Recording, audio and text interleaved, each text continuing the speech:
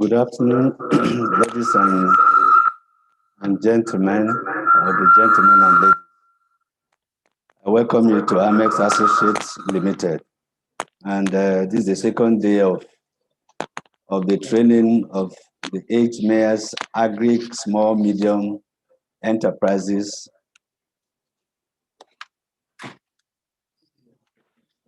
NISA bank loan that we are undertaking. I welcome you to this special day, 1st of December. I'm sure we've been having a great time. It's a great privilege to be here to share my practical experiences over the years. I've been doing business plan right from the days of my banking experiences and some other consultancy experiences. That's what I'm bringing on board to share with you today. I'd like to ask that if you have any question in the course of the program, you quickly put them down or you raise your hands, and so that we'll address such issues as the time progresses. We have given a pretest. Before that, let me just introduce myself. My name is John Ogidi, and you can call me John. I've been in this business for a while, and I'm still on it, and I'm still going to be in it because it's something that I've taken with a passion, and I've been using that to brush up from my family and to all my associates. I'm sure you are going to have a good time with me. Even if after this set, if you have any issues, we can still interact. I can give you my phone numbers and then we can talk. One of the things I want to emphasize in this module is that of all the steps that you need to go through in securing this loan, this aspect of the training is one of the evidences you are going to exhibit apart from your certificate. And when the M&E of NISA team visits your site and they have issues, they will first of all ask you, can we see the plan that you drew before you were given the loan? So it's very, very important that I bring this to your mind so that you don't just toy with this course. It is very, very important that you know what we are talking about. Even though you may not have the background knowledge of how business plans or feasibility studies are done, we are going to give you a practical steps so that the myths or whatever difficulties you've either had before will be removed from your mind. Having said that, I want to see if you have gone through the pretest. I will look at it at the end to ascertain, or the responses can come in so that I can use that to know the level of your understanding and see whether some of you are doing well or not.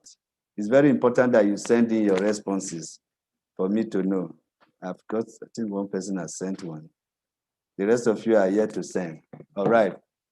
So the outline of our discussion today would be what is feasibility studies. I'm sure you could take down some notes because we may not have all the time to bring any other notes. Anyone that you feel like is very important for you, you jot it down, or you seek questions or answers to your questions later. Feasibility study and a feasible business. We also go to the extent of discussing the importance, shortcomings, and how we start it, and then the components of the study.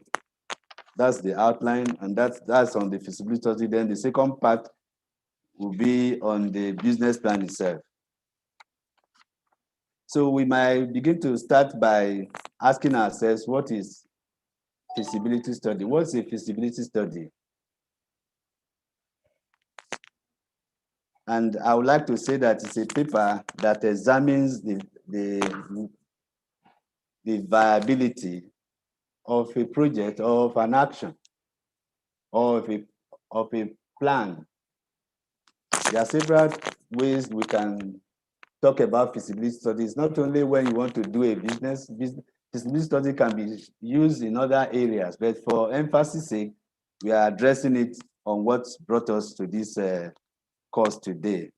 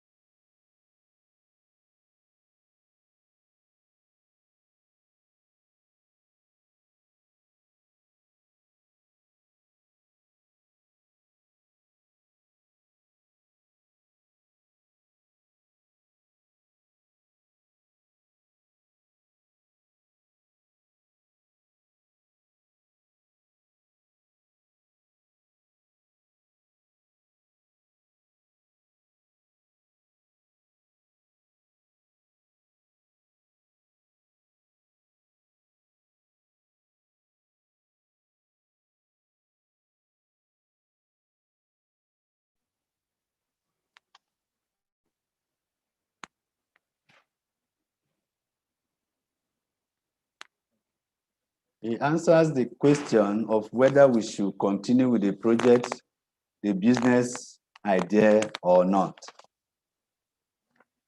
So what is a feasible business? It means you have found it worthwhile. You have found it okay. You have found it that it is a profitable venture. It's the one that will generate the kind of cash flows expected in the business.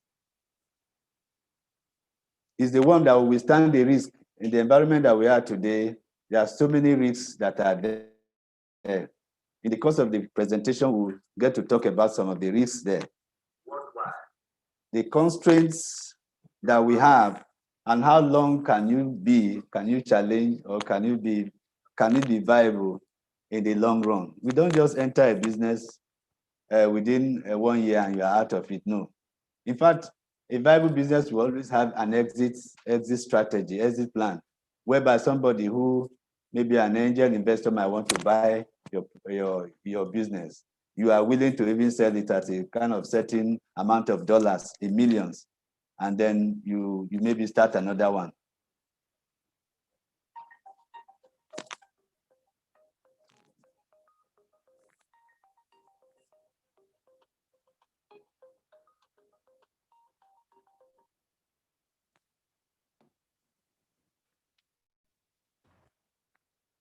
So for us that are seeking for this nicer loan, it is a requirement that we must conduct. Anybody who is in a business idea, who has a business idea, who wants to commence a business, must conduct a feasibility study. That is, it stops there when the thing is not feasible. If the idea you are bringing does not bring the cash flows, the necessary cash flow that business is supposed to generate, then you don't need to move any step further from there. But the moment it gives you that answer, the positive answer that yes, it is feasible, then you have scored yourself a point. The idea must be tested before you can take the next step.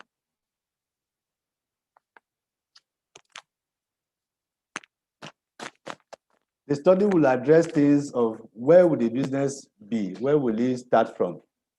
Where is it going to be located?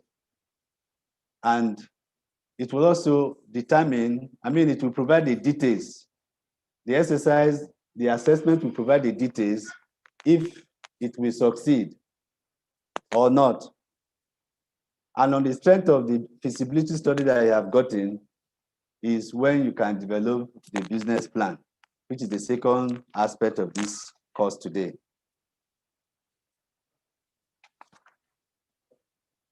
So what are the objectives? The objective first is to raise funding. The main reason why we are doing this course, they answer the question of raising funds. If feasibility study is fine, if your project is fine, the next thing is for you to seek investors or to seek loan or to seek fund, how you make that dream come to pass. For us, it's a basic requirement for awarding bodies like what you are seeking from NISA right now. It's a basic requirement that must be done, must be presented. So it is important that you take note of this. And I'm sure that AMEX associates backroom staff or back office staff are waiting for you in case you don't have the capacity to do some of the things that is required, because your plan is supposed to be uploaded into the NISA site for them to assess before you can be invited for an interview.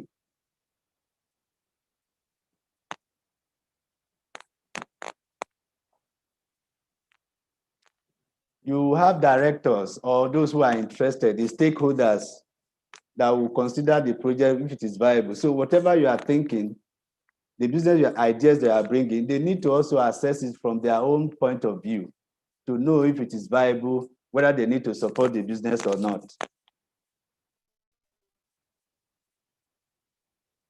The study will help you determine the optimum mix of the requirements. All the components that are required coming together, working in optimum level. For instance, if you are the type that might be requiring a machinery, and then the component of the labor that need to tend this machinery, and the output of the machinery, if it is maybe 200 kilogram, for instance, if you are in the rice milling industry, you will know the components of the machinery that you are bringing. Is it going to be performing in optimum capacity, or is going to be under? These things need to be put together and harnessed in such a way that every part of your project are working together to bring the maximum revenue attributable to that effort. The objectives also will ensure that all the parties agree. All the parties, you are not the only one. Every other person, like the bank that you are seeking the loan from, they must agree before you will be on the same page before you can move forward. The basis for initial market and your planning, project planning, is hinged on the study, on the feasibility study that you are making. Like I said, if it is not good, there's no need you make any action. One of the components of the feasibility study is understanding the market that you are going into and what is the behavior patterns of those who are going to buy the product that you are bringing. It will also help you to plan towards the attainment of whatever that you are initiating. It's not just to stop there. It helps you, it becomes a planning tool, essentially. And like I said before, if it is not good enough, then the business has to be closed outrightly, because you don't need to waste or bother somebody and collect money from any source, even when the project is not viable. So it gives you, it's an objective in that aspect. That is, you don't have to bother anybody, you don't have to go and collect anybody's money and put in a project that is not viable. So the result of all of this is to give you a kind of statement of revenue and expenditure, because the moment you have calculated everything, you are going to put them in figures, you are going to put the numbers down. The revenue, what is expected after so expenditure has been put in place. That is what will later bring us into focus of what the outlook of the business will be in terms of money. What are the revenues you are going to get? What are the profits analysis, the income statement, and what will bring you to the cash flows, the balance sheet which gives you a statement of, using the accounting equation of asset is equal to liability plus equity or shareholders fund. This is what brings everything together. That is, the asset of the business is funded by a source, is contributed by a source, either a loan, either a personal contribution or something like that. That will give you the balance sheet. And at the end of the day, and a value, estimate of the value of the project upon completion. The statement of net worth and all of that. As beautiful as feasibility studies will be, there are issues and there are shortcomings that are with it, because when we make plans, we tend to become subjective rather than being objective. Some issues of subjectivity comes in. We are human beings. We have some kind of flaws in our sense of judgment. You have gone outside, you have interacted with somebody to pick some values, or you went onto the internet to get some values, like maybe making a market survey. There's a tendency for you now to become subjective. And because of that, it limits or creates limitations in feasibility studies. Either you are overestimating your potentials in the market, or you are overestimating your capacity. You don't even know the level of the market in terms of competitiveness, and you just jump into it like this, like a bomb made, like somebody will say, bomb made in Cotonou. That is not, they have not arrived. We need to know some things that we contribute as human beings, the elements of our nature that can make our feasibility studies not to be objective. And that brings issues of that I have stated before. Market projection may be insufficient because you may not have done enough. You are maybe in a rush. Yes, there's a rush to get loans. CBN is giving, NISA is giving loan. Everybody will want to rush. You don't want to do the right thing. That can bring limitations to whatever the benefits of feasibility study is supposed to give to you. And so emphasizing the importance, it lists all the details that you need to make your business work. He addresses all the risk, whether you are supposed to do it or not.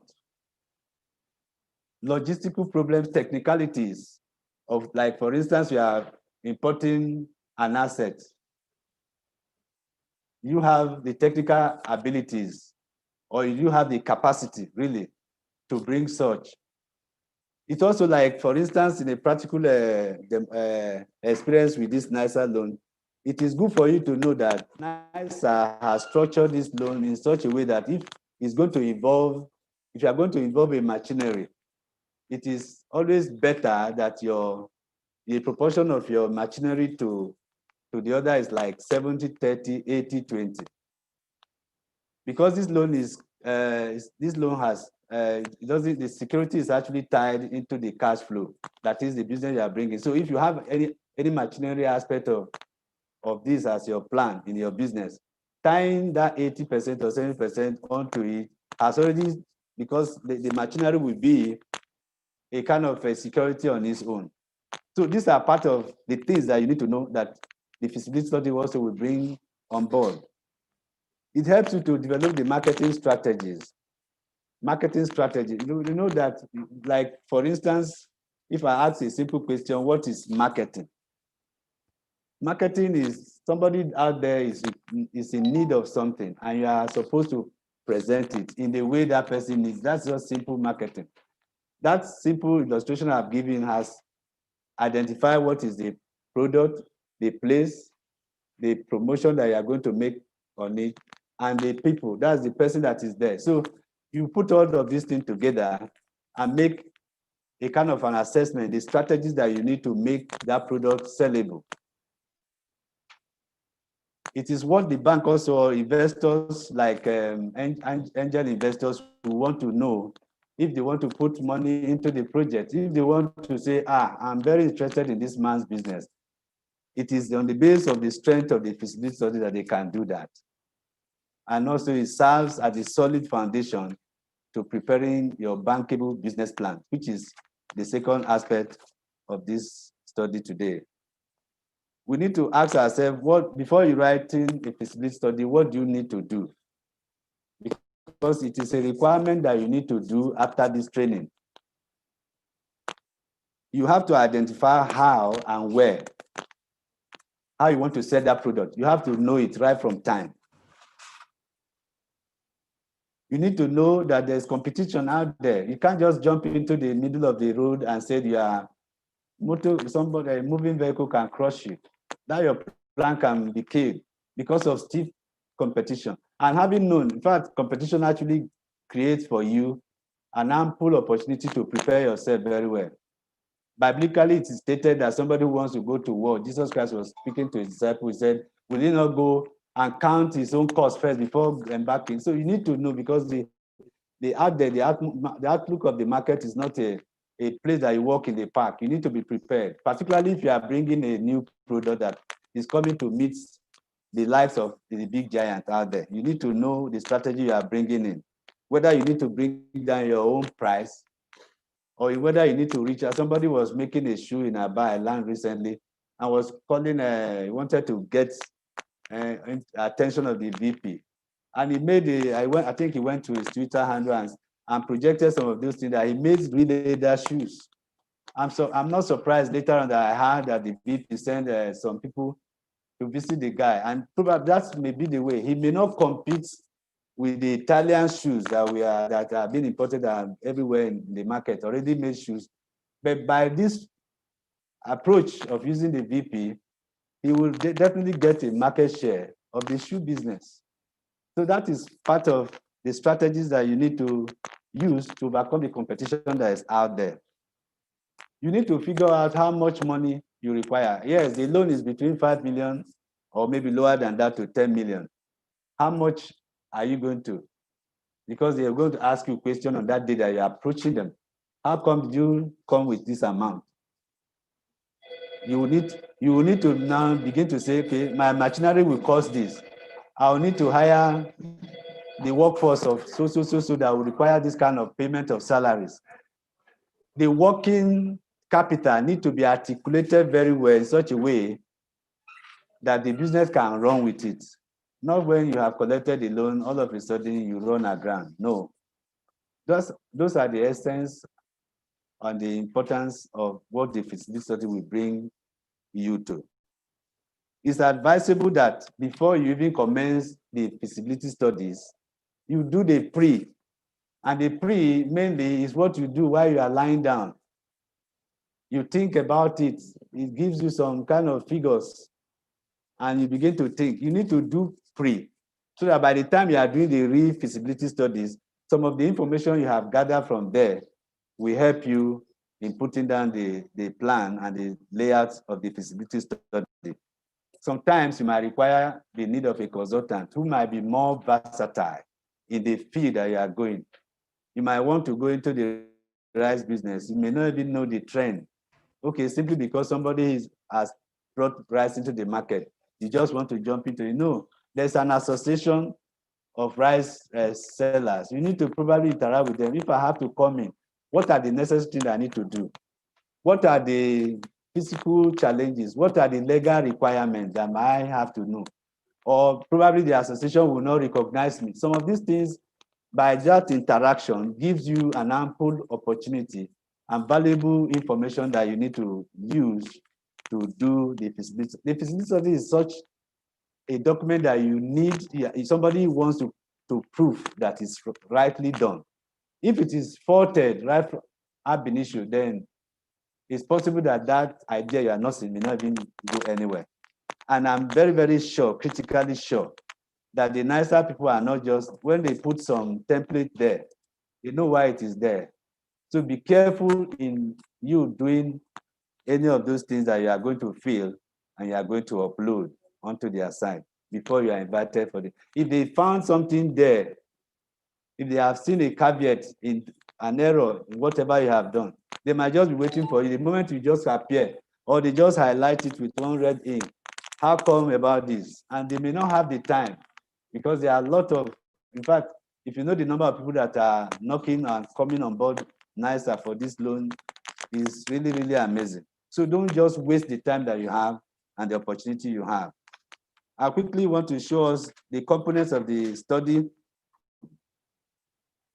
which is about 6 points.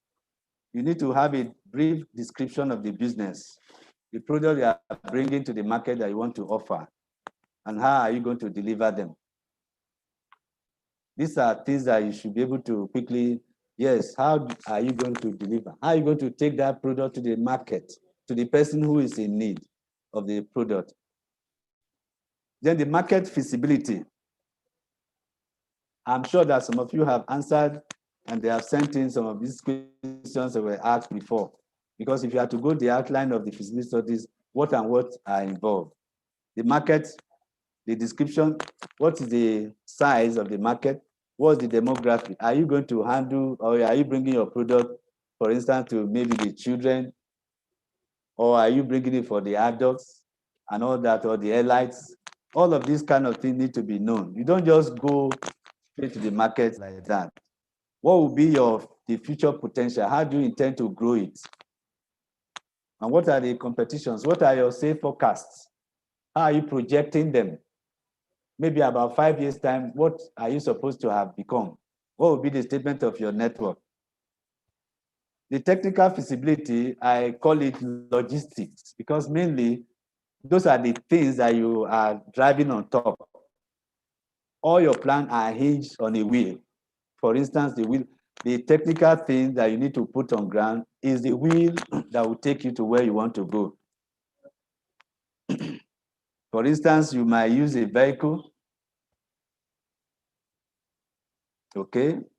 And then you know that that vehicle has its own requirements. It will require maybe diesel or petroleum. If somebody has to maybe service it from time to time. These things are put down and the numbers are generated for you to know how far you will go. The technology that you want to use, are you going to be in ICT? Are you going to put your product using some online marketing? Are you going to be, you want to do some YouTube marketing? And all of those things, the cost must be known. And so from all of that, it brings you to the finance, because all of these things cost. Then you bring it into the financial aspect of it. Maybe that's the reason why you are seeking the nicer loan, for instance. Maybe you have some certain amount of money before that you want to put into it, which shows, yes, you are really buying into the product yourself. You are showing, yes, this business is sellable to anywhere, and you are putting your money. Or you are calling your uncle or one of your friends to put in money to. Organization, when you talk about organization, is the systems, the capacities, whatever each of them are bringing, how perfect can you organize them? If there are challenges, what's the capacity you are bringing that you can organize and manage whatever each of them are doing? You must put all of them working together seamlessly. That is organization. It's one of the functions of a business manager. There are going to be contending forces here and there. Somebody might bring one agitation tomorrow. Okay, you brought this person because he has so. You are paying him this. I was here before. Such unexpected things can come. How are you going to manage? And that person probably might be vital, the other one who was there before. Will you say because he's complaining like that, let me sack him? If you sack, will you get another replacement immediately? So issues like that must be tamed and managed in such a way that the organization is seen as one entity. And the people that you are bringing, what are their background? What professional background are they? What are the background? What are the background? What are they bringing on board? Why are you depending on them? It's just because of face or somebody is beautiful that you are making the person know. What's the quality that the person is bringing? All of this inform the components of organization. The conclusion of the study will tell you the business is good, the business is not good. And you have to be honest with yourself in that assessment.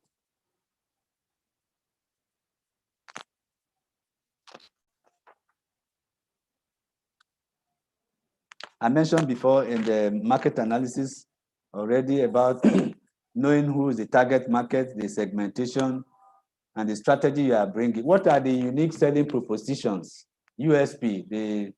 The economists will address our USP. What are the unique selling points or proposition that that business or that product is bringing to the market? Unique in the sense that there's no other aspect of that product, even if it's a complementary product, that will challenge that. Maybe your price, maybe your packaging, maybe your promotion. Something has to be very unique about that will make you to be so motivated when you get to the marketplace. In doing the competitor analysis, bring us to the strengths, weaknesses, opportunities, and threats. By the time they close the borders of Nigeria, I'm sure if you go to the MBS now, they will tell you that the import index of rice in Nigeria has drastically reduced. It has always been in the how many million metric tons all the time. But just imagine the action of government closing the borders, even though it was really a very challenging aspect of the government to do, because so many other people's business may have suffered. But we see the benefits the thing has thrown into our local economy. That some people are desperate now to even go. Sorry for what happened in Borno recently, but see the number of people that are into the rice farm harvesting rice now. It's because there's something that has happened that has created an opportunity. So you need to understand and analyze the weaknesses, the opportunities, the strengths you are bringing, and the threats. If you don't do that, you get crushed based on the market that you are entering. There are killers there. There are people that there are businesses that can even eat you up. I've seen a particular proposal. Somebody brought a proposal. Is it some students of a private university in Babcock brought a proposal. I mean, they developed an app recently that I learned one top notch in the world went and paid about how many $1 million to buy it, because they know that that thing is sellable. But those guys have made money out of that. Maybe because of the limitation of the capacities that they have to sell. I can't blame them anyway. But imagine somebody in Nigeria that develops such app. It's better to know your strength and to know the threats that are out there. The moment you analyze them, it will give you the buying patterns that, I mean, the opportunities out there that you need to utilize. The technical aspect of the feasibility study will tell us the location, like I say, there are logistics issues, the fixed assets and their numbers. How many do you require? You may not need, for instance, if you want to do like the rice value chain, for instance, the stoning is an aspect of the value chain. If essentially the whole capital you have may not reach buying all the lines, you may leave the stoning aspect for now. Maybe that will save you about 600 and something thousand. I think it's about 680,000. You use the money you have right now and do the aspect of the chain that will take you to the next level. Where are they? The suppliers, I know most of the suppliers of the business we are into here. So many of them, their database are with the NISA and they know them. So they might even help you in getting some of these vendors for you. The personnel, what are their experience? What's the number? What's the salary are you going to pay? These are what will determine your working capital. Your working capital, you must determine the number of, the salary you need to pay as you are starting the work, so that even when the business is not producing amount yet or income enough, you must have had enough money that can at least go to 3 or 4, 5 months at a stretch without you dipping any hand into additional borrowing. So these are things that you need to focus on. Even an aspect of the loan that you are seeking for now, you must know how much component of that will go for working capital. The raw materials, where are they and where are you getting them from? What are the requirements for bringing down materials down to where you are? Do you require a truck, or do you want to enter into a contractual arrangement of somebody bringing it? You want to maybe enter into a higher purchase. After some times, that equipment becomes yours. Those are the kind of things that you will bring on the raw materials aspect.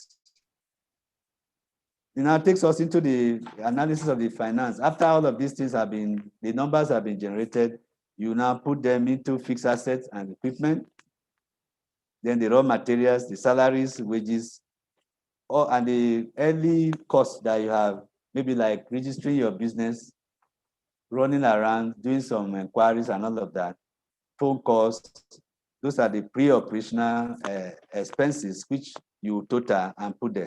From there, you have, that's the cost. Then you begin to project on the basis of your assumptions. You make some forecasts. Yes, I can sell 10 bags. I can sell 10 tons. I can sell 100 bags. These kind of things come up. You multiply it by your price, and then it gives you a figure. That is your income, or what we call your revenue. It's the revenue that actually will bring every other things that you are looking for.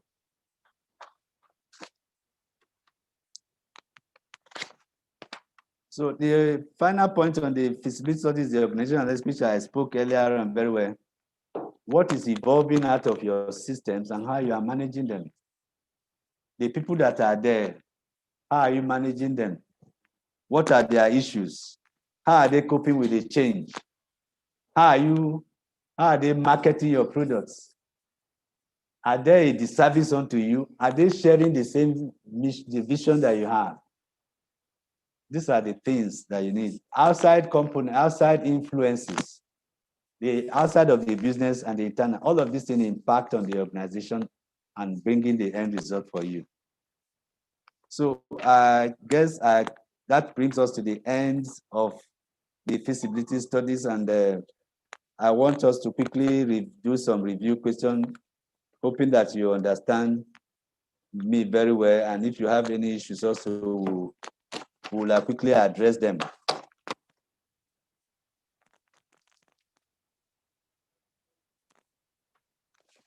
I'll stop for a moment. Review questions will be sent.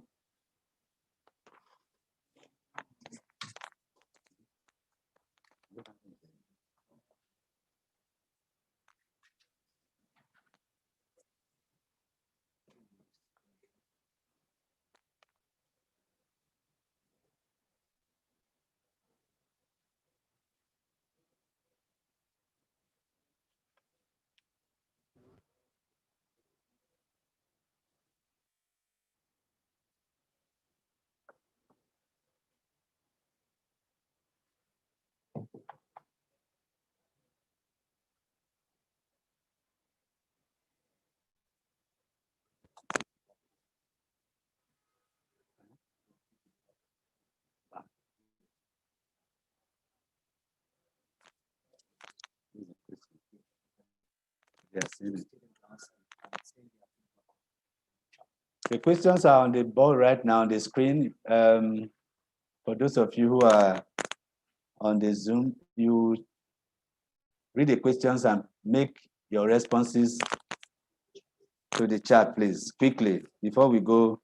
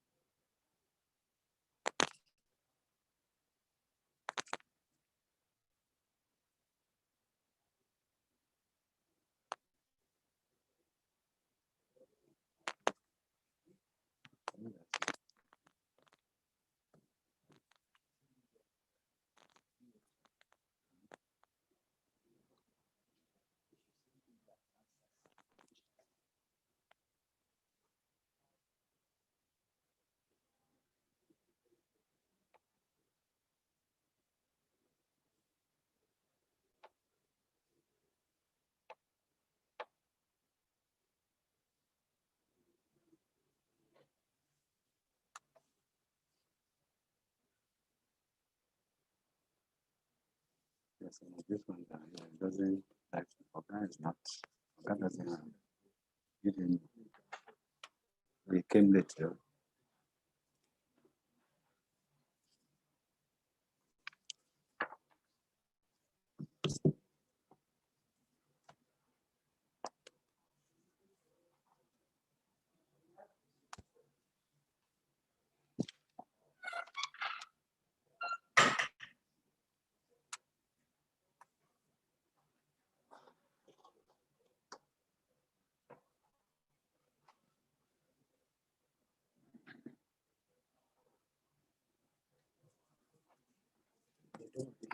Yes, let me arrange it.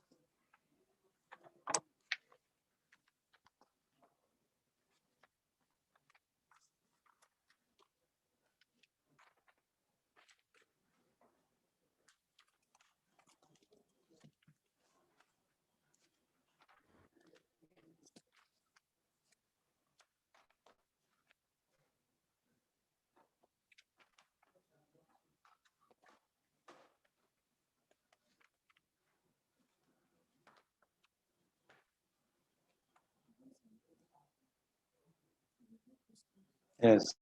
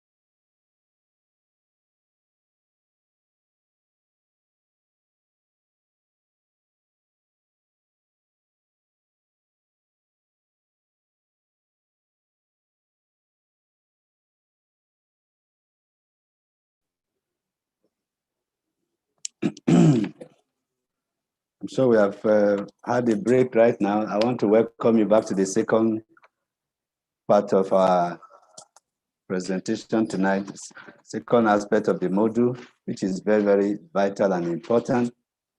Based on the response I have got from one of us, Beauty, who has sent in some answers, I can understand that, yes, there are some aspects that you require the help of others, probably an accountant and all that, and that's why the AMEX associates are here, and I'm sure that there's no problem with that. We'll discuss such after, after the course. Yes, should every business have a feasibility plan? The answer, of course, obviously is yes. And then I've been using the word viability. That's the relevance. The third aspect is from her own perspective, she can do the technical aspect of it. The logistics of the requirement of her type of, the kind of business she wants to enter, she can do it. But then she will require the help in financial aspects. I think that's a good assessment. We are using this one to gauge our catch. Probably I was fast in a point, or maybe some areas that was not clear, but we can use the fact that we have underscored the importance of feasibility studies to go on, because that's, if you remember, I said it's critical that it pushes us to the next aspect of preparing a bankable business plan.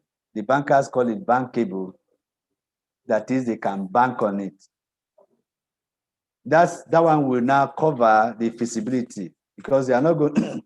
The feasibility is actually for your private and use and some other people that will help you. But the business plan is a guide. I want to define it as a guide.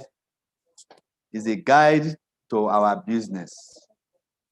If the M&E aspects of NISA are to visit you, they will ask you, can we see your business plan? They will still ask for it. So it is very important that it will guide you. It is something that can project your future over 5 years' time. When you do your cash flow analysis, you are going to do as at the spot that you are today, you are thinking about what 5 years of that business will be. You are bringing the figures to yourself, to your present day.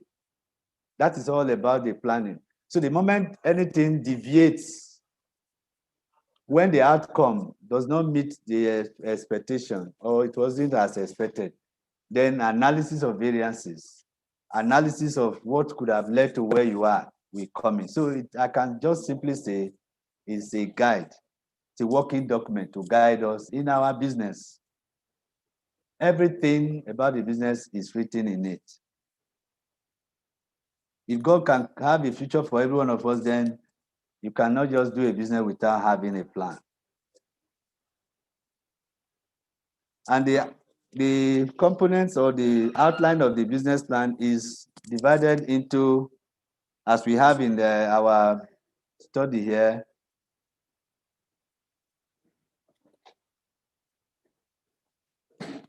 7 components or 7 parts or 7 chapters. But this is just a guide anyway, because business plan can come in some other form. It may not require, it's not a flow chart kind of thing.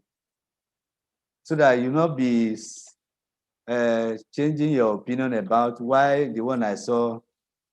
I didn't come with one book. I would have shown, maybe shown it to us. There are various books in business plan, and so don't just feel that what we have here is cast in concrete. No, there are things that you can amend depending on the nature of your business. For instance, if it's shoe, or if it's tailoring, if it's something else, it doesn't have to be like this. That's why I said the technical issues may not be the same. The logistic issue will not be the same. So, but it will have this form of maybe like the business description they are seeing there can appear as background to in some other area. It could be like maybe an introduction and all of that. So don't just feel that it must be this or why it's not the other way. So starting with the executive summary, it's like a snapshot, it's like a summary. If you did English in your lower uh, SSS, you know that there was one time that they taught us how to do a summary. So many of us didn't like the subject that time because you see that a very big, or how many pages of of a comprehension or maybe a story. Somebody, when you do your own, you keep writing, and they will mark you. They give you one kind of mark. But it's very important for you to know that that aspect of that summary is important in our life, even till now. The business that you have is going to be very large. It's going to be very big when you write it. But it's expected that you make an executive summary. Executive summary is like an abstract. It's drawn. It's a pull out from everything that you have put on paper. And it's very, very important that you address what is the executive summary. And it must contain the salient points of your business. It is always written last, but it comes first, the first chapter. Most of the times, that's even where the people that want to give you your loan will stop. They may not have the time. But one thing is that it creates an attraction. If it's very, very persuasive and very cogent and concise with relevant facts, it's an issue that can draw the person who is reading it to go and review other things. But if it is just has no water or has no good content, it's possible that they might say next. So it is important as you are under this study that you take this executive summary very, very seriously. It must definitely have what you are forecasting, the numbers of your whatever you are going to do, maybe in about how many years, must be captured. It's with one page. As I said, it's a summary, brief enough, but it must be catchy and must have the most important figures or facts about your business. It's the first part of you write it last, but it's always come first. So when you are writing your business plan, you wait until when everything has been done, then you now go and then go through them and make sure that you pick the most important points. So that's the outline. I'm just going in one by one. Before probably I go, the business description will tell you the background of whatever you are talking about. I want to just go through the outline in brief before we go into some other details aspect.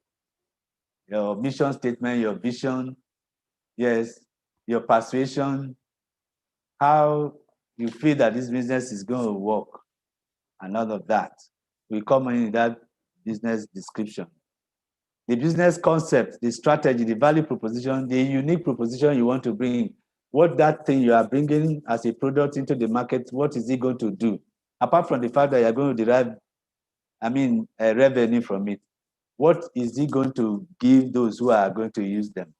Those are the unique things, the value you are proposing. It will also have the market summary and the competition analysis. The market, yes, the market, if you go, the Google is there for us. Any business you want to go into, what value, what's the market share you want to catch?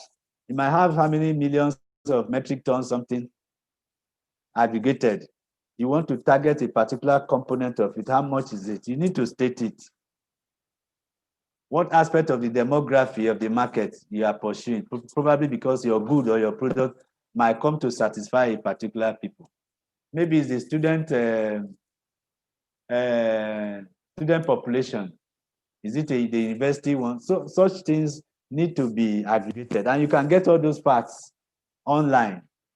Thank God these days that so many information are available at the fingertips. We are all carrying gadgets on our hands that you can Google some things and they come up.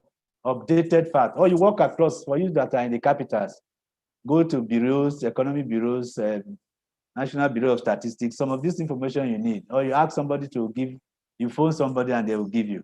You need this information to be able to be informed. If you are not informed, you'll be deformed. And that your market or whatever you are proposing may not even succeed. The analysis of the SWOT competitive advantage that you have. My price is low. Yes, penetrative strategy that I'm bringing will make me to succeed. In all these things must be stated. Yes, it's an opportunity, but there are threats.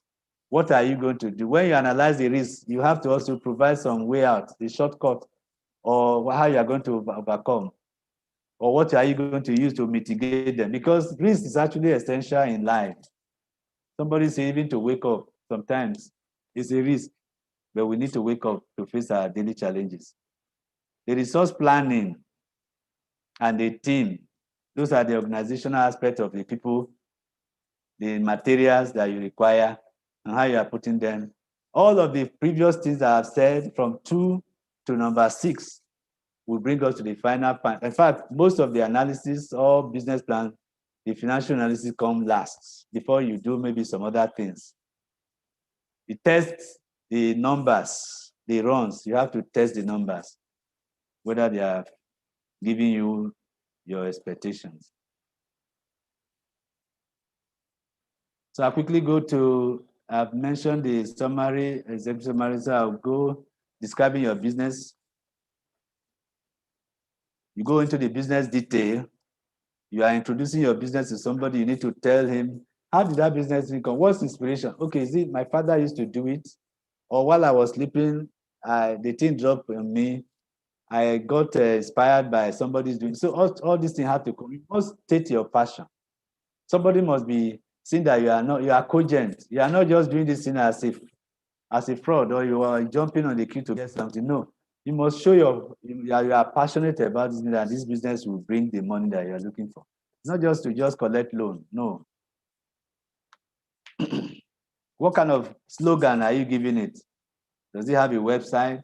Have you registered the business? Registered the Corporate Affairs Commission? Does it have a business name? What are the subscribers to the who are those that are supporting the business? The reasons why you are starting the passion, I've stated that already, and what you are going to make out of it.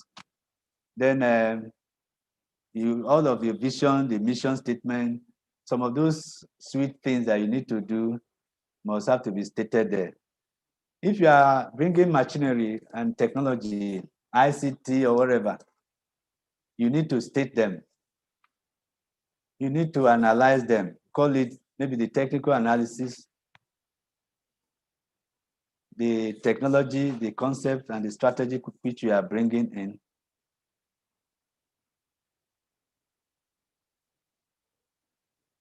Summary of the market summary and competition. The past, the present, the future. That's where the past, of course, you may not know, but you get the information, like I said, from some established offices. The present also, they can give you. They can also make a forecast of what it will be. The trend, you get a trend and then you flow with the trend. The trend is necessary because you need to flow with the trend. And when you have gotten this information, what do? You review them in line with realities of the market, the players, the cost, the pricing, the competition, and then provide the opportunity for your company, how it is going to succeed in all of this. You state that one in the market summary and competition. In line with the module we have gotten that we have adapted from the NISA, that is why we are giving. When you are doing the competitive analysis, like I said earlier on, biblically, that who is going to war without assessing the number of soldiers that you have. Yes, the outside there, the business world there is a lot of things, a lot of serious issues. And you need to be able to know and review them, to know how you are bringing your own competencies and how competitive you are going to survive there. Because the moment this loan is given to you, the next thing is for you not to begin to generate the cash flow that will pay it, not to go and begin to say, oh, I hands off, I can't go on. How would the loan be paid? Because already you probably may have committed some portion of the loan into some assets or may have gone into some expenses. If you are coming back at that point, it becomes a debt, and which will be very critical. Your BVN is attached to this loan. It's not to frighten you, but I mean, anybody who is coming who wants to do something must be bold enough. So you can't say you now give your BVN. The moment your BVN is known, they can keep tracing you until the loan, because the loan is very, very affordable. And I think it's one of the best opportunities to stimulate business growth in the economy. If I was doing one business plan for somebody and I was just putting about 9 all-inclusive fees, and I just say that and you do an amortization, a yearly plan payment after a moratorium of probably 1 year or 6 months. These things are honestly easy to pay. If you have a very viable business, it's not a serious challenge. And I think it's a great opportunity that you guys have been given. The SWOT stands for strength. I mean, the S there stands for strength. You analyze your strength. What are you bringing? You know, all the teams that you see in Premier League, they have particular people that stand in some certain position to make sure that they don't lose a match. They don't joke with such people.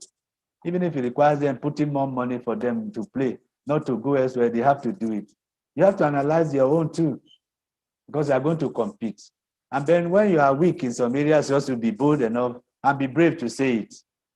So that the essence of analyzing that is to give you areas where you can use some other things to balance that weakness.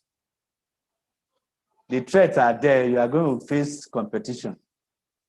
You are going to be threatened with some other issues in the market. The market might be hostile, the environment may be hostile.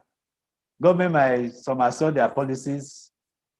The government come, government go. Somebody may not like the previous one. You might just come and say, okay, the border closure, open it.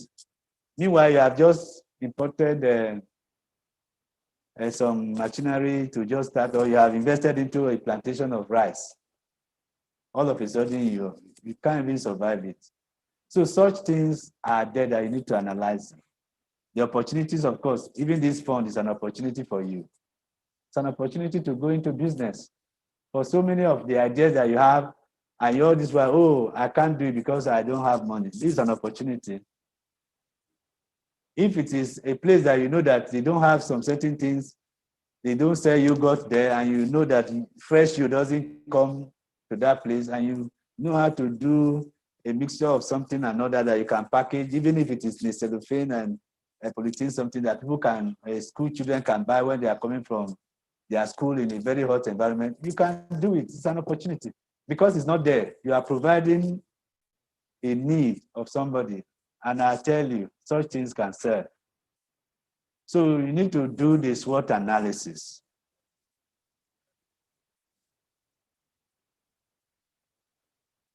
Then it brings us to the risk. Yes, risk is part of life. The component, okay, what we call risk. It's just like doing a sensitivity analysis. Supposing this thing I say will happen, doesn't happen. Or supposing one of my strong guys resign, you may not be too technologically advanced to probably want to use ICT. And then an opportunity came for your ICT man and he's recruited, say, well, how are you going to, those kind of things will happen. What are your immediate action plans that will not make you be frustrated? The risks of the business must be stated. If you are going into planting crop, there are some pests that goes with them. How much component of the fund you have are you devoting into procuring insecticide and all the equipment or the necessary things that you need to do? What is the time that you have to do? So you can't say you don't analyze. If you don't analyze risk, you'll be taken unaware. So the risk must be analyzed and be stated in your business plan. I was mentioning technology, finances, distribution, promotion, and the product services. And this, as you see in the slide, you see a spanner, you see some tools that are here. These are things that you use to adjust situations when you are in the field. Something happened, an immediate action must be taken. You need to, like if you are into a business that requires some technology, you need to bring all the issues that are attributable to that business, using that equipment, using that machinery. You cannot cover it. Those are part of the planning of what's for planning for the unplanned event. Your team, who are those that are coming and working with you? What are their particular roles and their expertise, their background? What are their experiences? You are bringing a chartered accountant, or you are bringing an ordinary accountant, or you are bringing an ANAM. All of these things, your tastes, your preferences, your behaviors, your attitudes, all of these things must be seen to be seamless with you. You are working as a team. Team, somebody said this, together we all achieve more. You must team up. The strategy or the target is to win, to get the goal scored. None of them should draw back, because any one of them draw back, or you want to study, sometimes when one of your fingers is injured, you begin to find out that the whole of the hand cannot even carry, cannot lift a box or lift something like a weight. It tells you how important one finger is, even without injury. So an injury to one is injury to all. So you must work as a team in a seamless fashion. You know the power they are bringing, the capacity, their experiences. You must value them. You don't value them by what they might leave you. Having done all of those things, the figures must come down. You are hiring an expert in this, so it will require you to pay him so and so. You are hiring somebody to help you bring raw materials from somewhere. That amount also will come in. Your salary for about 3-4 months, or maybe a year, if you have that capacity, everything must come into the financial analysis, and that comes towards the end of the business plan. Now, the bank gives the loan against cash flow, not against any security. So if your forecast on the basis of the assumptions you are going to make, because you're going to make some assumptions which are going to be objective, not subjective. Don't use your innuendos and some issues to begin to paint some figures that will not bring, because then 5 years time you are standing on the spot and determining it. So it's important that you raise up some realistic assumptions. On the basis of that, make your forecast. Now, all of that aggregates your expenditure. Then as the time that you now forecast your revenues, how many are you going to sell? How many quantity are you going to produce? And at what cost, at what price are you selling them, to make sure that it's reasonable enough that you get a markup, a profit. You do that, all of that thing that come in is the revenues. The revenues must be substantial enough, so to say, even if in the immediate time, in the long run, must be able to be substantial enough to pay your expenditure total. It is the moment at which your revenues or your inflows can offset your expenditure, that you can come to a 0 point where we call the break-even point. In fact, I used to advise my people that the moment you even arrive at the, don't shout Eureka yet, don't say anything yet. The first 2 years after your break-even point, that's actually when you achieve them. I always tell my people that, because I'm also a consultant, I work with people, don't celebrate yet. Don't use that one as if you are still paying back the loan, so that you have a basis of which you can now say, in case anything go wrong, I don't need to go and ask for another loan. I have something that I can instantly use. But the undoing of so many of us is that the moment the team begin, I pay back the loan, they begin to use the money that come and begin to throw it around. No. The business must be self-sustaining. It must have it as its own, because the business as registered is a business entity. It can sue and be sued. So you must make it in such a way that the thing, you are also paying yourself from it. Not that the money coming, you just pocket it. No. It's the accounts of the business. It's the business entity that owns it. You are also being paid as an offshoot of whatever the business is bringing. And so you make your forecast, you generate the cash flows, it must be good enough as you are seeing it, because the moment the costs which are already you are seeing is not being absorbed by your this thing, then something is wrong somewhere. Either your pricing or the number that you are bringing is not competitive enough to bring in enough revenue that you are supposed to, or you are not making enough percentage in the market share. And it shouldn't be that your products are having mark time. You don't have put products that are not sellable. No, that means you have tied yourself. If you make a product in the shelf and it's not being sold, it's your money that is tied there. You must quickly make effort to sell them so that the turnover is what you now use to bring it into the business. The cash flow is such a way that it has an outflow and it has an inflow. It must be run like somebody who is being blood transfused. Oxygenated blood, if like for instance, the patient who has a challenge of not being able to take, oxygen in, that because the blood that we use must be oxygenated. If you see a process of that the blood is going out, the other one is coming in. That's the kind of thing that the cash flow tells us. Outflow, inflow, and then you have a balance, which is always positive.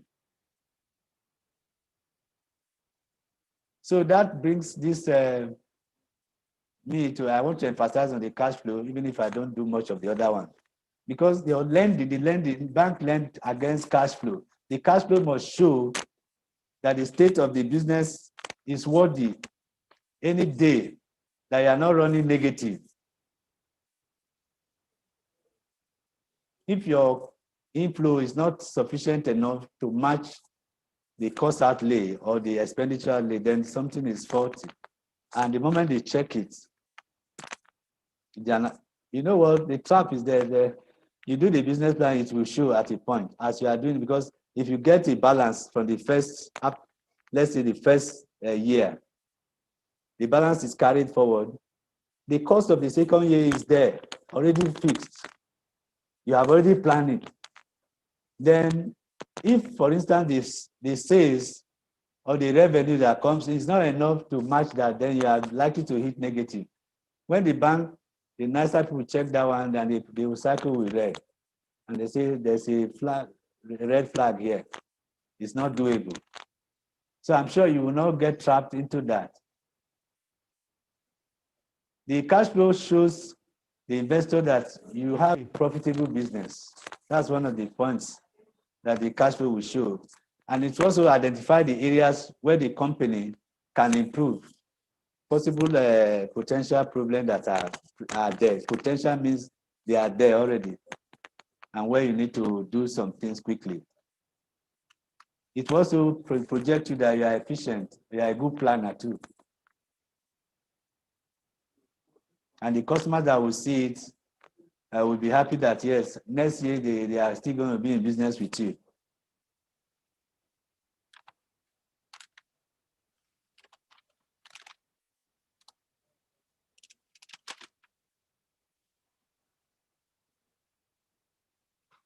I want to emphasize that the projection must actually be very, very logical. Don't just make it on a very romantic aspiration kind of. It must be very tactical and must be very, very strict and reasonable. You can't say, for instance, you will be able to make so much. But be reasonable in the aspect that as a new entrant, yes, I should be able to do this based on some certain things that I'm proposing. It must be based on your assumption. You can't just say, okay, I can sell it for a local rice, for instance, 30,000. That's not reasonable when you know the foreign rice are being sold at that level. You must make it in such a way that, yes, you may not be there yet, but you are not going to make a loss. You have to exhibit some penetrative strategy to fund. I mean, my papa used to tell me that when a new hen is bought from the market and brought to the home, you always find out that the two legs are not on the ground. So you don't show that you have arrived. You tend to look around first. And if I come this way, I'm sure I can do something. So you must be logical. and be very, very reasonable. Don't be subjective. When I checked some proposals in my coursework, in my experiences, there are some I just say, this no, it can't work. You are just trying to be funny. And I'm sure that most of you will not fall into such trap. The assumptions need to be very, very consistent, and it will work in tandem with the business plan, hand in hand with the plan. Financial projection need to be very consistent, because if you have said my equipment output is 2 kilograms per hour, right? And then you say you go ahead and multiply by 24 hours. It's not reasonable. You don't have any hour to sleep. Or you think the man who wants to assess the document will not think maybe at least 8 hours you must sleep. So if you discount the 8 hours from the 24 and multiply by your 2 kilograms per hour, the number of hours you are doing per day, and he gets a figure, he compares it with, how come you write this? You say, there are 24 hours. So 24 hours, so you mean you are going to be using, how many manpower are you going to be running shift? Some of these questions begin to come and you'll be floored on the ground. Make it in such a way that every assumption you have placed right from the financial projection, everything you are doing tallies with it, because they will check it and they will reconcile those positions. If it falls out of it, my brother, that might be a question for you. Be very, very thorough on all your projected costs, because the cost everybody that is out there can find. Don't say, I'm importing the material from so, and this is how much equivalent of the dollar that it is. They might find it from another place, and it may not be competitive with whatever you have claimed to be. So you must be very, very thorough on your projected costs.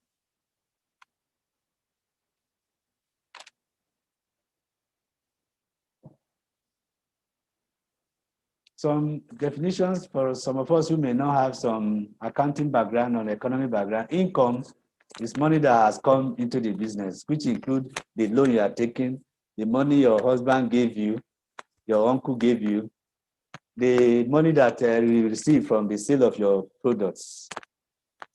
And maybe at the time you decide to sell an obsolete equipment, or the equipment is not functioning to capacity, you want to dispose of it. Every of such things that you sell is forming part of the income of the business. Expenditure, every expenses, even if it's on advertisement, on promotion, your salary, purchase of assets, truck, and all the things, fixed asset that you are putting, all of those things form your expenditure. I'm putting it so that you know how to classify this thing as you put them in a table of your cash flow. That's where we are going. I'm emphasizing because that basically is where the nicer people will look at. And then you get a table as shown on the screen, and you have the item, income on this side. Then you have the months on the upper side of the table. Under the income, as I enumerated, whether it's a loan, whether it's your husband, you took it from a job, or somebody gave you, and all of that, those ones are classified. You put them on that name. If it's loan, you write loan. If it's a cooperative or something, your uncle, put it personal fund and all of that. There are various ways in which we get money to do business. Put it there. Then you know that the months are divided into days, into weeks, and into, the years are divided into days, weeks, and months. You do that, and then you get an amount.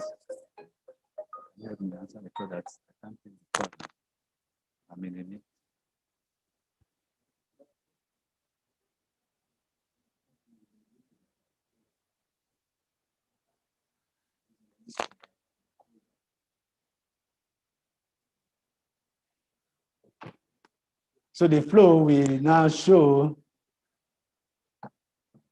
after you have stated your income, you go to your expenditure. Expenditure involves purchases, wages, and that gives you total expenditure. You have total income, you have the total expenditure. And then in net off, it's a net off that gives you a difference. The difference has to be accounted for at the end of that month, at the end of that year, at the end, which is carried forward to the following month or to the following year, as the case may be. Because you can do cash flow per month, you can do it per year. But usually what is required of this is yearly. It's a yearly, and then you do it for 5 years. The opening balance is the money that was available within the bank cash account at the opening of the time period. If it is at the end of the month, the opening balance is what you are carrying forward. Some of these things, they are technical in nature, but it's not as if it's difficult. In our lane, our mother trade also, they do trading and they know all these things. But just for the benefits of knowledge that these things are being stated for us to know. No knowledge is a waste. So we will need to seek more knowledge in some of these things as we are into the business. The closing balance is the opening plus the addition that happens in the course of the month. And then the inflow outflow is total income minus the total expenditure. The table is also shown on the screen. For those of you who are looking at the screen right now, you see a summary of January. The closing balance is 700, and you see that beginning of February, the 700 is carried forward before every other operations in the month of February is noted. Before I go, I want to quickly talk something about promotion because you know that the market, we essentially discuss the 5 Ps. There are some tips that I want to quickly emphasize because your business will definitely behave on how marketable you are. The tip on some practical aspect of marketing, for instance, on your product, everybody knows that, for instance, Coke and Pepsi, they are never and they will never be the same. That is content.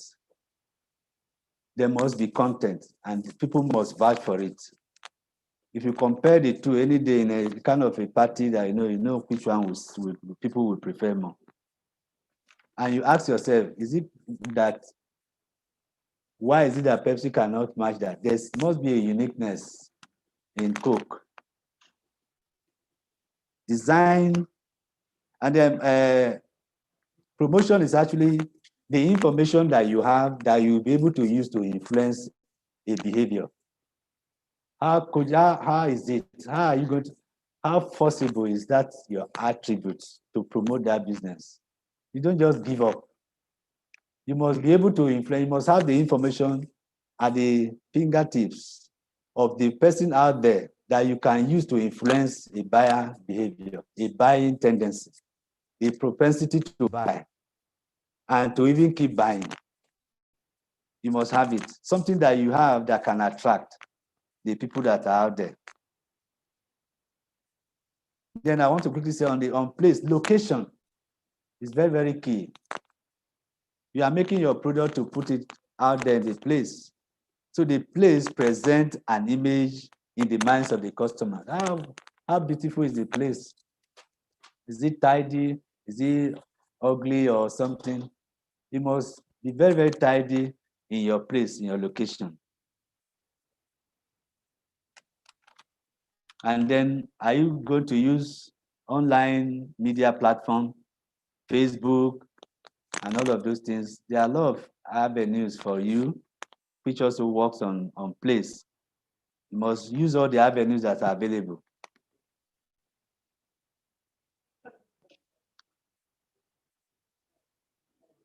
Then you must be very, very patient.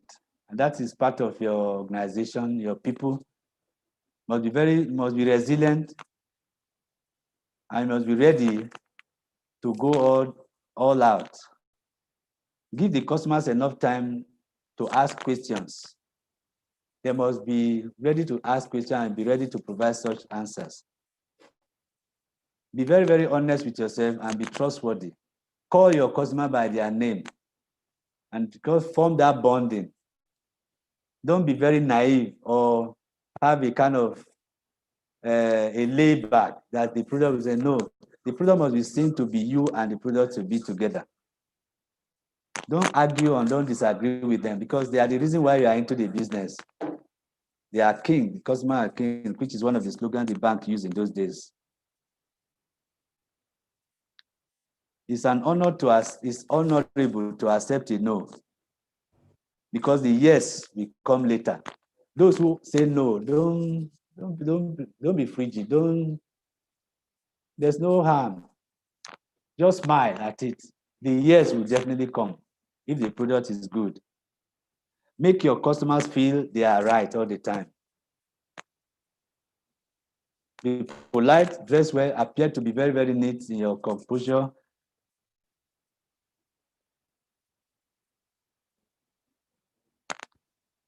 Then be for the right people at the right place that will distinguish you as an entrepreneur that you are.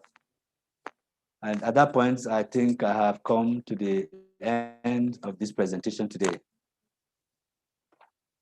If you have questions and issues to be addressed, you are welcome. Quickly put them, pass them through, and we can get back to you. Thank you, and God bless you all.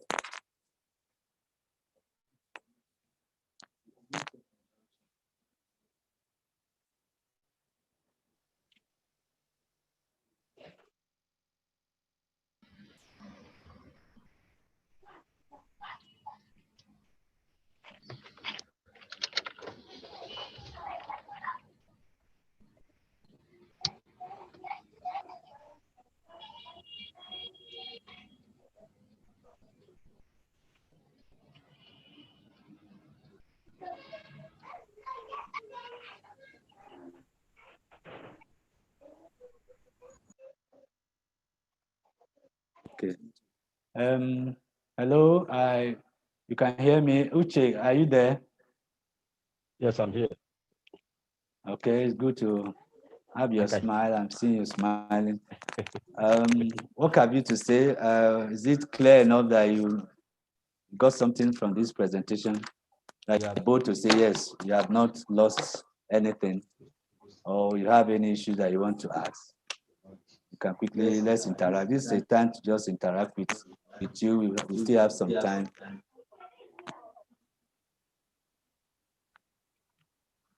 Um. uh, well, I do. I did not. I was on YouTube Okay. because I lost on the Zoom because of the passcode. I couldn't receive it on time.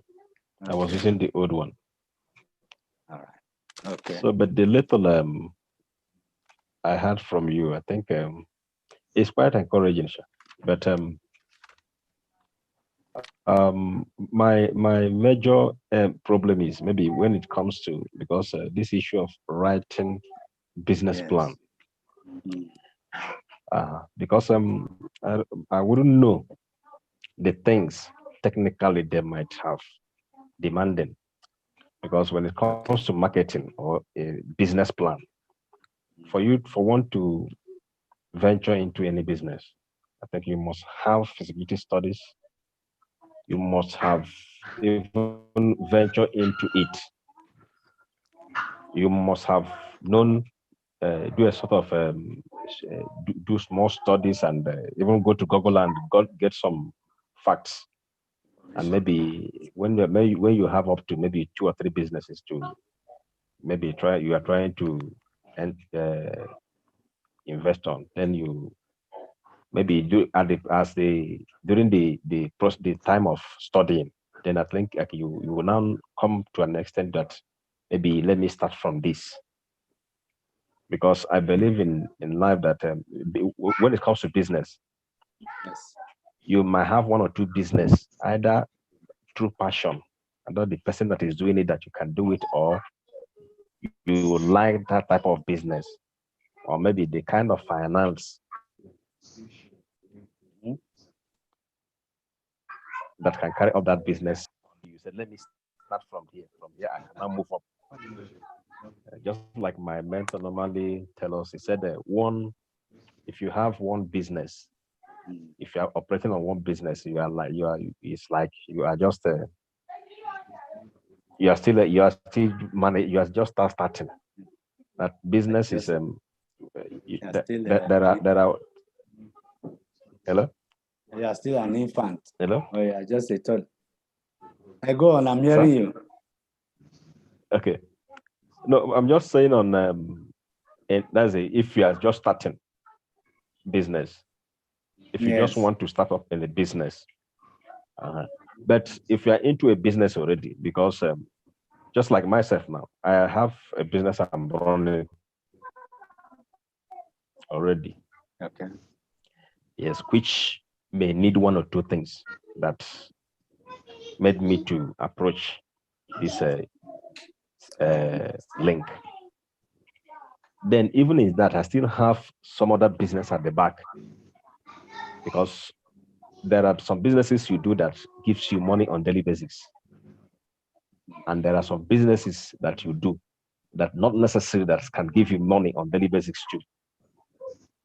So, but when you are doing when you are combining the two business, there's two of them will be interacting in terms of balancing both the income and the expenses. I don't know if you're getting where I'm going. I'm here. Yes, I do. Yes, because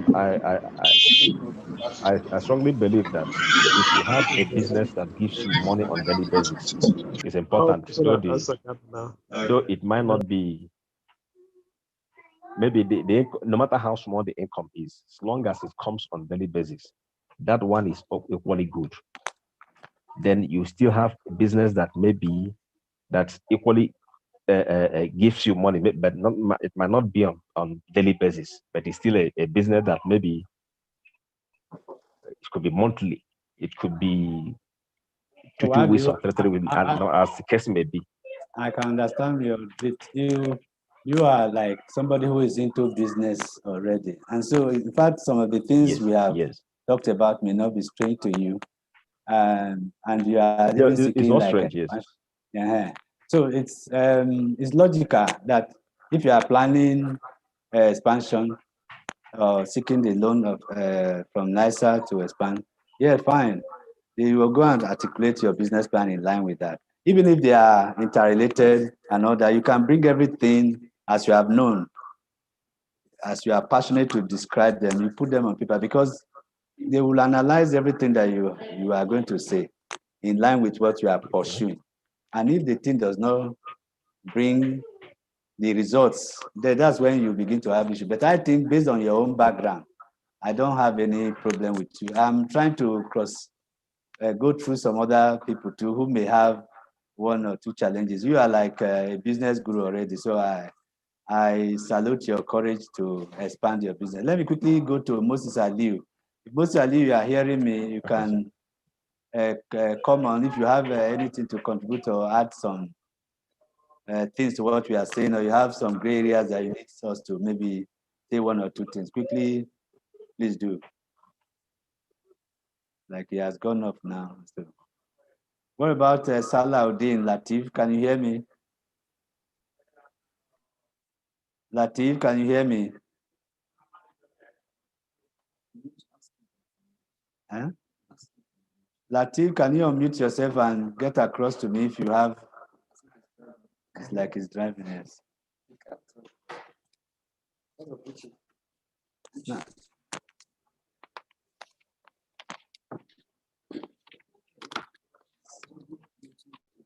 I'm not sure there. Do you have any questions? Do you have? Okay, you can ask questions, sir.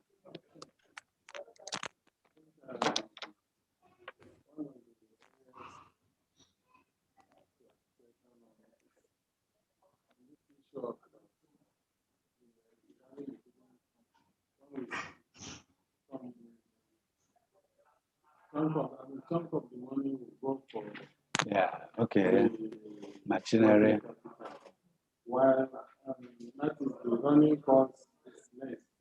Yes, if your business has the component of machinery, this practically, because yours truly, fishing, what are the components, machinery component that you need? Infrastructure will be there. I think you are going to maybe make a dam, or I mean a pond. We are going to maybe have a frozen stuff. We are going to, or hatchery. Hatchery, there's a hatchery. Okay. Okay. Oh, and some people make the fingerlings. That's what I'm saying. Some people make the fingerlings. It's a value chain. I'm just, you buy. Okay. Yes. Okay. Do you require some machinery to run the farm? The issue of one basic thing, like I need a smoking. Okay, to dry them. Yes. Into that. Yes. That one may have. The essence of, you see, the essence of that advice or guide as to spacing it into 70, 30, 80 is actually the pattern of disbursement of age AXMEs, that's AGM, SM, small and medium. That's it. I'm just using an kind of experience or an information I have to guide. It's just like we are giving an expose, for instance. The moment you do that, you have probably even given yourself a high assessment in their mind that this one is really, because if you put more weight of the funds in your pocket or how you have to control, they might have some issues with you that probably, if the funds are all entirely liquid in the hand, not in assets, they may not. I'm just by reason of information, that's why I'm sharing it. So for instance, if you, I don't know how much in your idea now, how much does that business, how much is really 9 million? So 9 million now will go, how much will go into the fingerlings and maybe making the, the groundwork? 1.7 thousand. So at the end of the day, how much do the 10 million, I mean, that 10 million go? Yes. Uh-huh. It's just that most we go into, and the land you are building, is it your own? Do you have it's your own land, which has some documents also to say that you have an asset there that you are developing. You are not going to run with it, you know. Even sometimes people who use into haulage, they now put some of this thing into the truck. Movable assets are used also by NISA in determining the portion of this. So it's just in such a way that you don't have the whole about 70% of the loan fund in your pocket.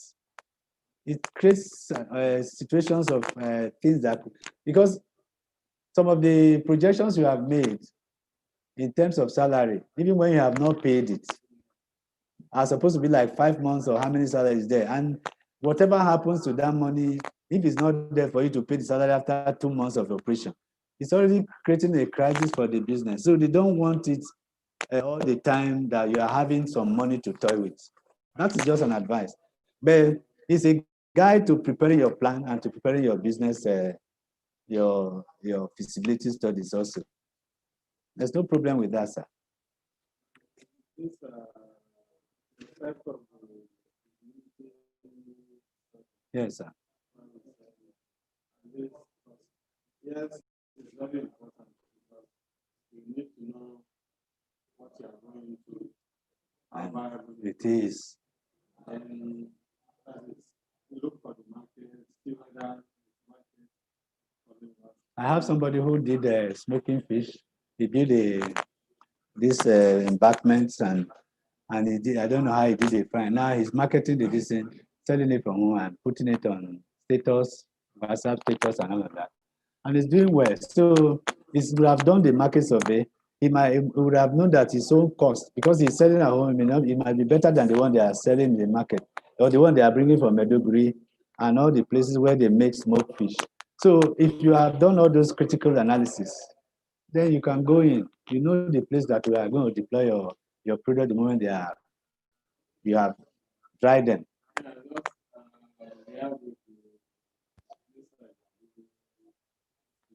Okay.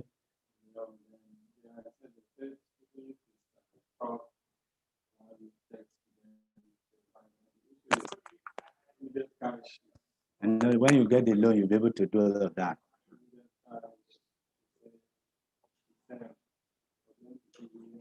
They have it there.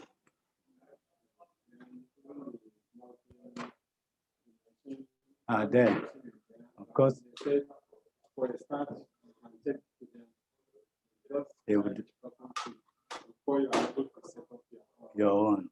That is what I mentioned before, that when you have known the technicalities, you may not need, like I was using the case of destoning rice. You may not put all your money at once. Start in scale. It's what we call scale of the economies of scale. You manage them side by side. The moment you have gotten something that is good enough, because you have the passion for the business, you now go. By buying that part, that cost that you pay them by hiring, it becomes entirely your own. It saves you that cost, and the equipment becomes part of your assets. It's a good thing, sir. It's a good thing. The loan actually, for those of you who are planning on the value chain, you have the high, you have you have created an appetite for NISA, because that is the purpose of NISA in the first case. And the fund is not for trading, like some people might want to think. It must be something that you are developing a value out of what you are doing. That is what will stimulate the economy, as the government is crying for every day.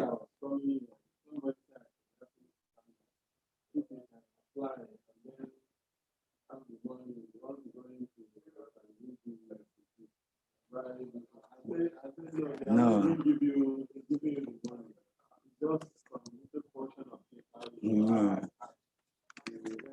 Yeah. Exactly.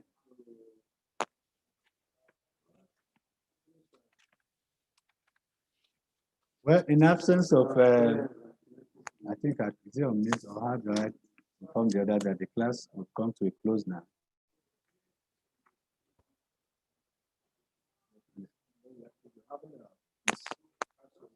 The quiz.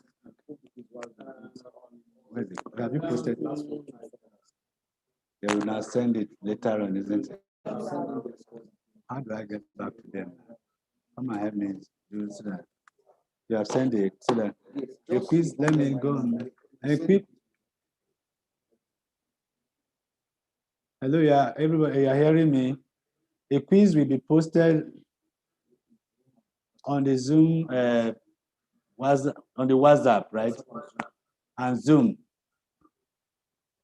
And then you are expected within 24 hours to make your responses, because we are going to use this to assess you. And on the basis of the assessment, you will be given your certificates. The certificate qualifies or is the eligible criteria that you have attended. If the organization, that's AMEX, decide to hold it on the basis of your performance, then it's an issue again. So try as much as possible to answer the questions within the next 24 hours. After the 24 hours, it will be taken off and you may not be able to make such responses again. On note of that, I want to end today's program and prepare you for tomorrow's module, which is also commencing at 2 o'clock. Thank you very much for your attention and have a great evening. God bless you all.